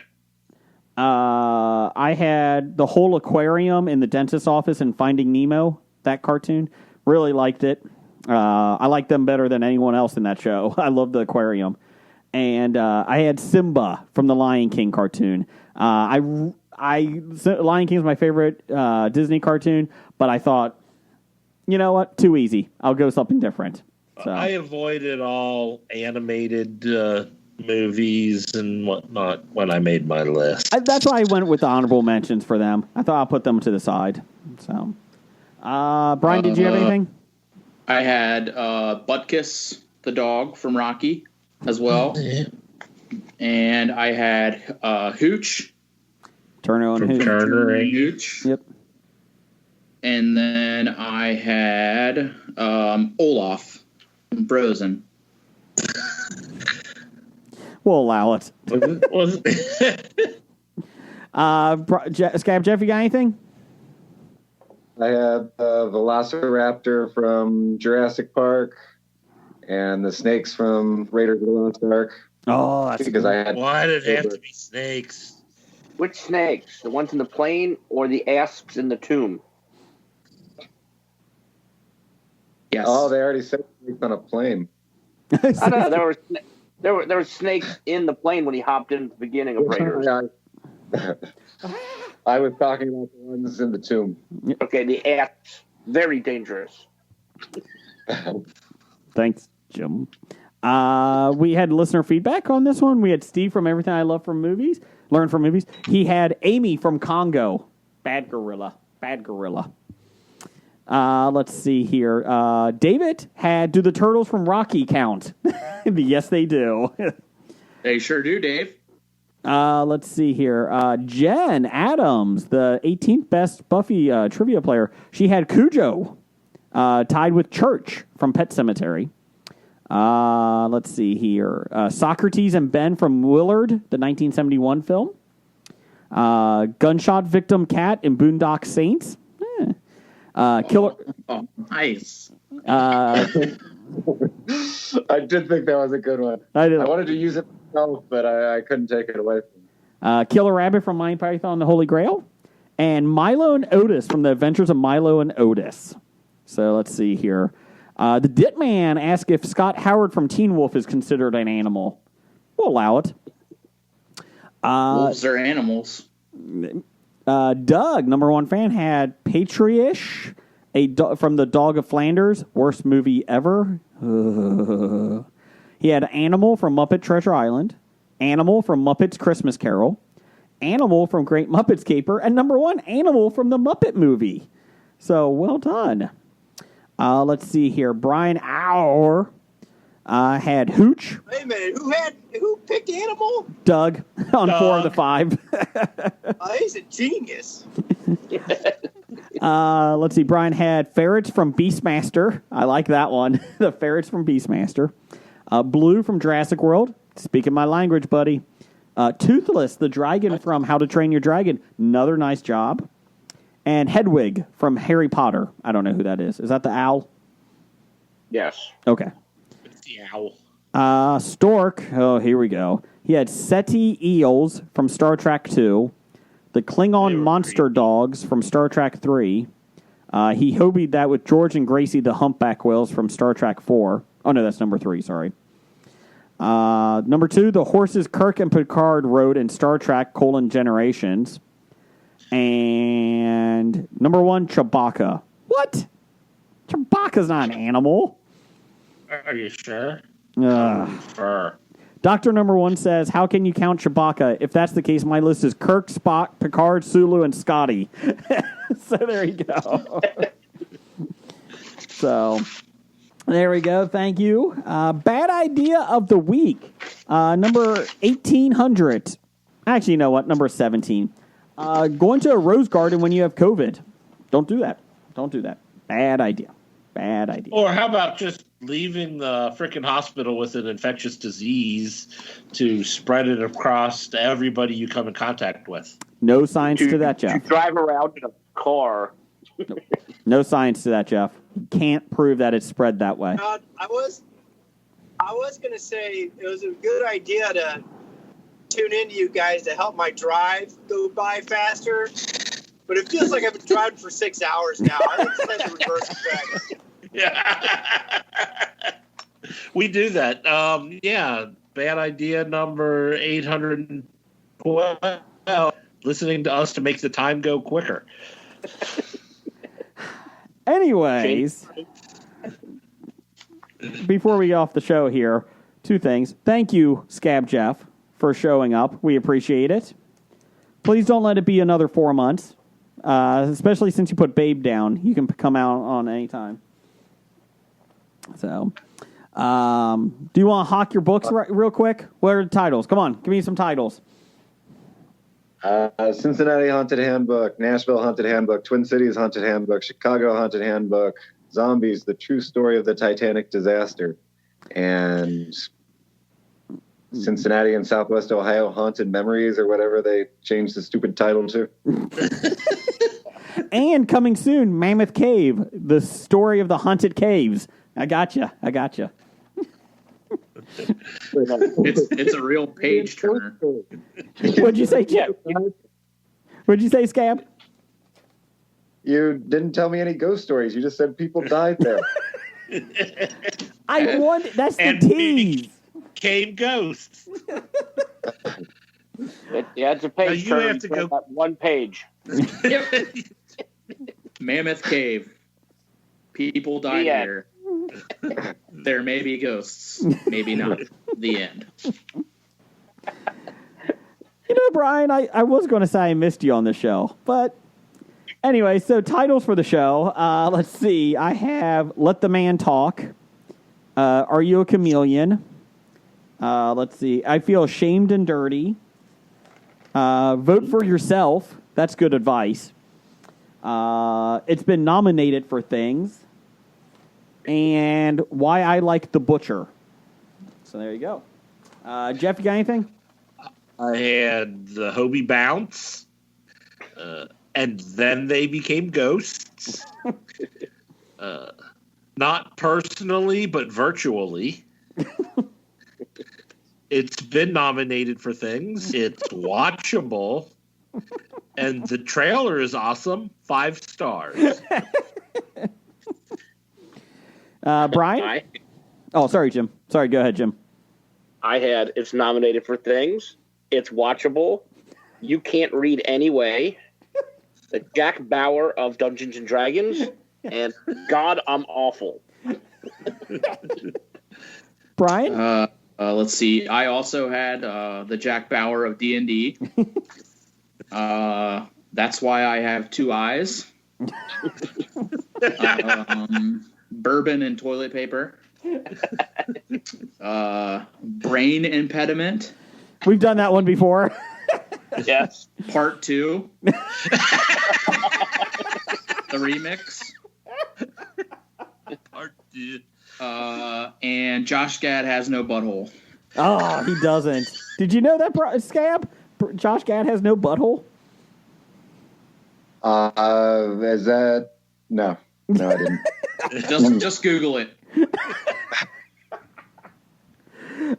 Scab Jeff, do you have any? I did have one about ghosts, but I like Jeff's better. And the only other one I have was I Heart New York. Okay, Scab. What's our top ones here, people? I feel like it's been nominated for things. Instead of wearing an I Heart New York shirt, he should have been Please wearing don't drive an in I Hobie. Club Rick Moranis shirt. Don't drive in Hobie. Don't drive in Hobie. But that's how Dr. Dana listens. Oh, Oh, well, She listens to us to and from work. feels How bad for long her. is her commute? So you're saying COVID is not the worst thing she hears during the day? Okay, good call. Let's see here. What are we doing? I think that it's been nominated for things has been good. Any thoughts? I like Brain Impediment Part 2. I like, and then they became ghosts. I feel like these titles are just mocking me. Jim, what did you like? Brain Impediment I is like- most Gotta be. It's nominated for things. Y'all had that. Okay, Yeah. Blake makes a decision. I like it. Good job. It's been nominated for things. Sounds good. Roger says goodbye. Goodbye. Alright. It's about comic books and movies. Growing up with Rokusuke. Superman before Zack Snyder ruined him. Michael Keaton was the best Batman, while Christian Bale is just deadpan. No one remembers the other ones. Jeff defends Aquaman. Blake's just not listening. Jason impersonates Michael Some Keaton. people just want to watch World Fun. Jeff nails another draft day. Blake's top 5 has 98. Jason just loves him some Kevin James. Fucking Kevin James. It's the history of bad. It's bad. It's the history of bad. So bad. It's the history of bad ideas. It's the history of bad. Oh, yeah. It's the history of bad. It's the history of bad ideas. Podcast. You are listening to a Hobie.